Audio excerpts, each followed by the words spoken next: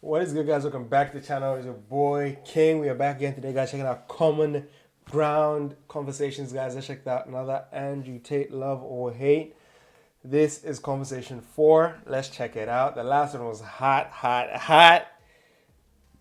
People are moving mad. I wish them the best, but Lord have mercy.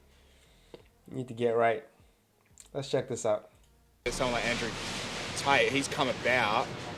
When you're put in a position where you're not allowed to talk about what you think, and you're not allowed to talk about what you feel or share an opinion because you think you're going to be shouted down or cancelled or fired. I mean, I just had to cover up the company I work for because I'm going to probably have a controversial opinion. That's going to give rise to more extreme opinions on either side. That's how Trump came about. People were terrified in America of voting for the Republicans. They didn't talk about who they were going to vote for. And at the polls, they thought Hillary was going to win in a landslide, and she was absolutely obliterated. So just to make sure that I understand your position. Yeah, so sorry, it's almost it's good. It's like a reaction. It's definitely a reaction to what's happening. The stifling of free speech. Absolutely. Okay. Yeah, absolutely. Yeah. And I think that's a good point that we haven't brought up today. Is when people feel like they have to self-censor, maybe they need or they look for someone who is beyond censorship, right? Tate is so wealthy and independent. Joe Rogan. Rogan's Can't another good cancel one, him. right? Jordan Okay. Peterson. Yeah. Can't cancel him. Cardi B is notorious for saying how she drugged and robbed people when she was a stripper. Facts. Let's go to this hotel and I drug up and I robbed them. That's what I used to do. And she's basically a popular pop star that talks about sex and stuff all the time. Like, And tell me where's the what- double standard? Where's the double standard no. on that? I mean, that's a huge double It is what it standard. is. That is the world we I think live in. Tate is. I mean, if you went by everything that he said literally, you'd be an asshole. But I think maybe if you're a little bit older and you use a little bit of discernment and you sort of maybe look at some of the things he says more in depth, he's not saying anything really any different to any other perhaps motivational dude or someone who talks about like men's health, or Jocko Willink, any of these guys. They're all talking about personal accountability, about not complaining, not looking to the government for handouts when things aren't going well. If you're upset about having a job that doesn't pay you enough, maybe you shouldn't have done the degree that you did. It's like he's 100%. literally Brutal just truths. he's Brutal talking to you with a sledgehammer in your face, and if you don't like it, if you're upset by that, then that says more about your decisions than what he's saying. Look, I would hate to be my nephew's age. They're like teenagers, and growing up in a world where you're shamed for being a male, where people say, oh, you're a male, you're a rapist, or you're a white male and you have all this privilege. I mean, I think that's dangerous, and that sort of speech. He's when speaking you facts, use man. that sort of 'Cause language. it's gonna create a radical class of people, especially like as they put the evil white man as like the the thing. Like, bro, it's gonna create like a vastly different narrative in people, and people going forward are gonna want to correct that, and they might even overcorrect that. So again, you want balance. People try to strive for balance, but again, with all things, people don't know how to find balance. It's always they want to run away to the extremes every single time. It's like, bro, find the common ground. That can actually be, they talk about toxic masculinity. They're really toxic traits to actually put on a young, impressionable mind. What do you think is the outcome of young lads, let's say in particular young cis white males, being told you have all this male privilege? What's the negative outcome Even of that? just the privilege, or even being told that there's something inherently wrong with you because of your biological sex.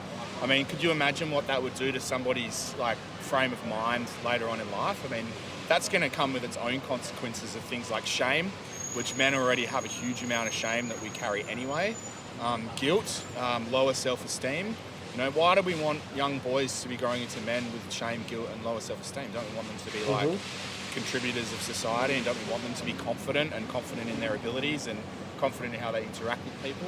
And this is one of the things that I've heard, it's important for everyone, including the haters of Andrew Tate, to understand what young people who are following him look up to in They're him. looking for something.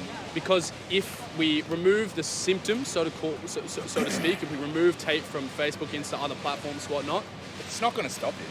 and also to those young lads, who do they turn to next? It's not addressing the underlying problem, which which may be a yearning for a strong alpha male Hey, role a good model. father figure, an adult father, you know, like we're a generation guys are of men spitting, man. more They're or less spitting, they're raised spitting. by women, aren't we? Probably a couple of generations, you know, like mum, as Flashbacks much as I to love my Fight mum, Club. like mum, yeah, my mum couldn't do everything, you know, 100%, single mum. man. Dad worked all the time, she was absent, like there's got to be something that fills the void, and I think Yeah. young guys are probably look to that these days To Andrew Tate of as the a world. way to like, I don't know, I didn't learn, I'm 40 in 2 weeks, so I'm just learning how to be a man now, you know, so I can't even imagine what it's like for like young guys being confused. But that's the thing, like it's a double-edged sword because the people growing up nowadays, they have the information, the wealth of knowledge of the internet, the hindsight of what has come before them, so they can kind of, you know, delineate that learning experience if they do it right, and you know have that discernment to know what when to apply what and when not to apply certain things. And that's where it's even more important to have your father figures in your lives who have seen the world, a bit of the world, you know, who are in their 40s, whatever, and they can help you have that discernment where you say, look, I heard this guy say this, like how accurate is this? Is this really real? Is this da da da?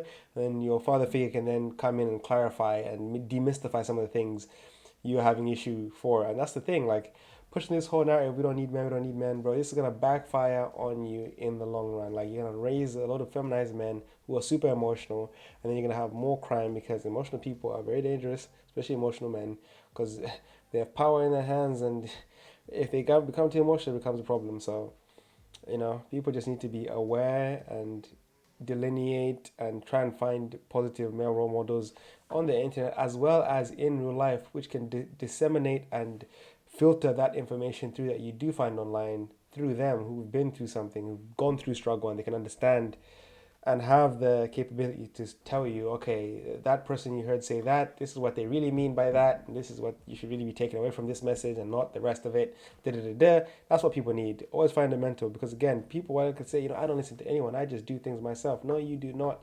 That is the quickest way to end up in problems. You need to find positive models to model your life after. You find them, role models, you find them, you do what they did to get you to where you want to go. There's no shame in that, but people I want to do things on my own. Okay, cool. Watch how it turns out, bro. Because you're gonna make unnecessary mistakes that could have been avoided. Not knowing, perhaps not even having like a father or an uncle or older brothers who are role models, but then also having the only way to find that is online, whether it's right or wrong, you know, whether it's the exact right way to go about it. Like, yeah, if you're young and impressionable, I mean, I would think there's a lot of those young guys going, I don't feel like I'm a white, privileged, toxic guy. I feel like I'm a normal guy. Like, why am I being told all this stuff? And then someone comes along and says, well, you're not all of those things. Like, you're actually a lot more powerful than that. You can do anything that you put your mind to. You don't have to listen to stuff. This is just bullshit. Like, get tunnel vision, focus on your goals, don't worry about girls, focus on your career, make something yourself. Like that lady before, she was saying, oh, you know, men don't need to do that. Like, women can be powerful and stuff these days. It's true, but I've never dated a woman who didn't like a man that worked or didn't have ambition. Yeah, Girls it's like craziness. guys that have ambition. Craziness. Simple facts, hypergamy, you know.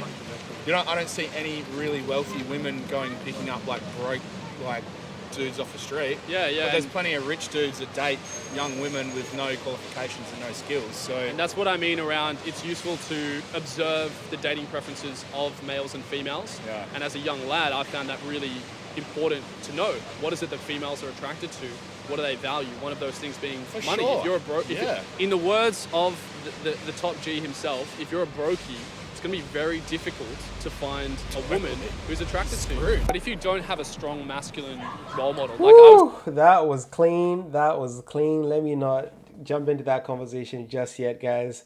That's going to be conversation 5. So, guys, let me know what you thought about that conversation. Obviously, it was very nice, short and sweet, to the point. Nothing too crazy. Obviously, just stating his points. And you know this man has been through it. He's seasoned. His hairline is just getting decimated in real time. A man will get decimated too in real time. It is what it is. That's part of the journey. We embrace it. But anyway, guys, I'll catch you on the next one. And again, as I always say, guys, spread love, no WarCraft. I'll catch you in the next one. Peace.